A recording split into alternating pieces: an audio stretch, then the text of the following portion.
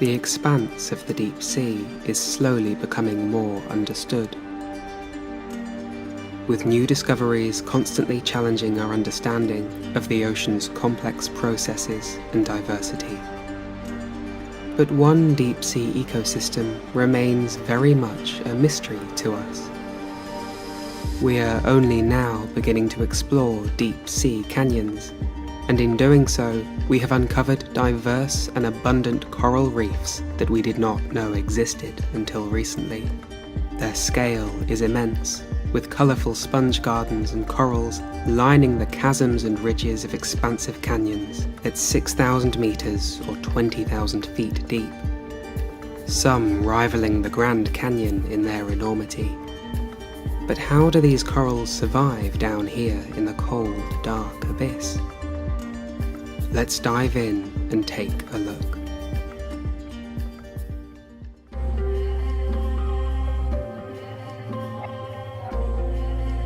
The last place you might expect to find corals is in the deep sea. But down in the darkness, there are lush gardens thriving in the icy waters, an expanse of colourful structures blooming out of the sea floor. These communities are hotspots of biodiversity, providing important habitats for deep-dwelling life.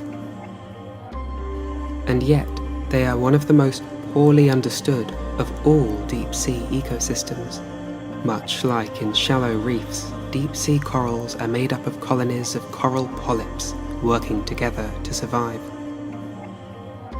They form when a polyp attaches itself to a rock and divides into thousands of clones through the process of budding. The polyps then secrete a protective limestone skeleton called a calicle, which creates the coral structure. What's unique about the corals of the deep, however, is their resilience to the extremities. As they are not dependent on warm water, they can thrive in waters that are as cold as -1 degrees Celsius, and in all the ocean's basins, forming havens of life amidst vast canyons, on continental shelves and slopes, and on towering ocean seamounts.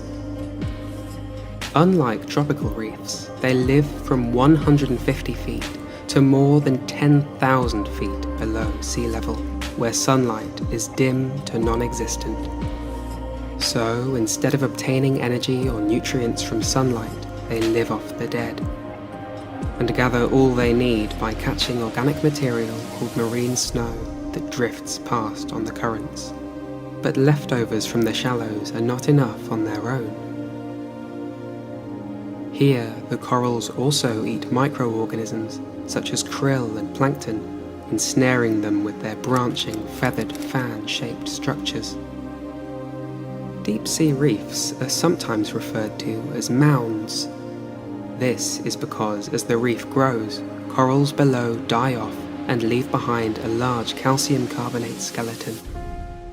Over time, these build up and provide the rocky surface needed for new polyps to attach to and grow from. This coral species is known as 𝗰𝗵𝗶𝗲, and it is one of the most widely distributed deep-sea coral.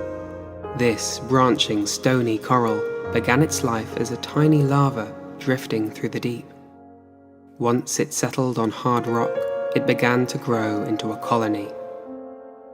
Now, as it continues to grow, the outer branches prevent water from flowing to the inner branches. As a result, food and oxygen cannot reach the polyps within.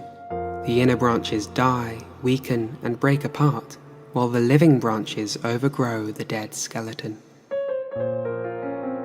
New life at the reefs depends on this cycle of death, leading to the expansion of the ecosystem over time. The constant sequence of growth, death, collapse, and overgrowth goes on for thousands of years, and creates reefs that grow to be hundreds of feet tall. Gigantic, complex structures that provide unique and vital habitats for marine life.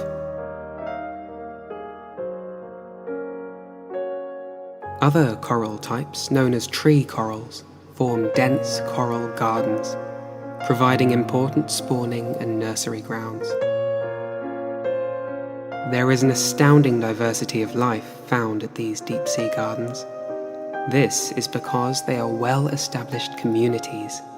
It is estimated that one particular gold coral colony found near Hawaii is over 2,700 years old. Another black coral colony is thought to be 4,200 years old, making these colonies the oldest marine organisms ever discovered.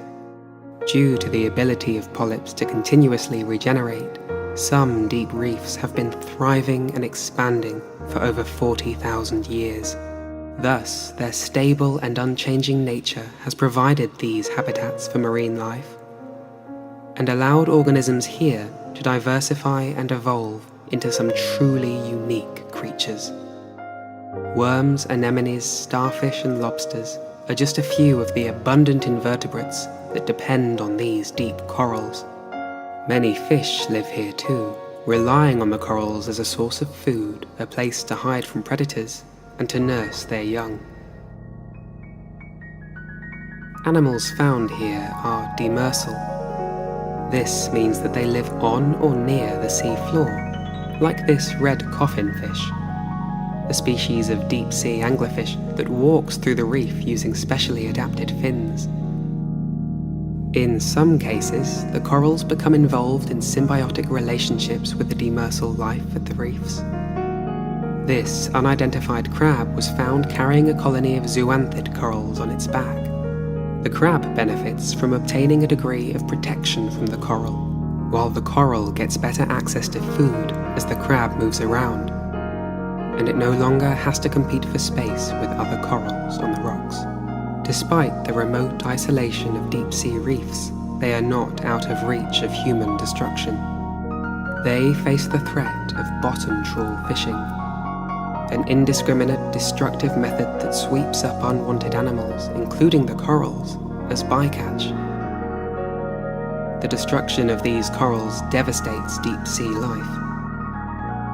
Unlike shallow water corals, they do not depend on a symbiotic algae for growth and survival, so they grow 10 times slower. Trawling reduces them to rubble, so with a growth rate of a few millimeters per year, damaged coral groves won't regenerate for hundreds of years, if at all. Overall, deep-sea coral gardens are vital to the delicate deep-sea ecosystem. In providing food and protection for marine life, much of which is unique to these reefs, they support the ocean's biodiversity. Their beautiful colors and structures, unique adaptations to a cold, dark sea, and their supporting role for the larger ecosystem represent a distinctive habitat that we have only just begun to explore. They must be protected and preserved, or we risk losing one more wonder of the deep sea.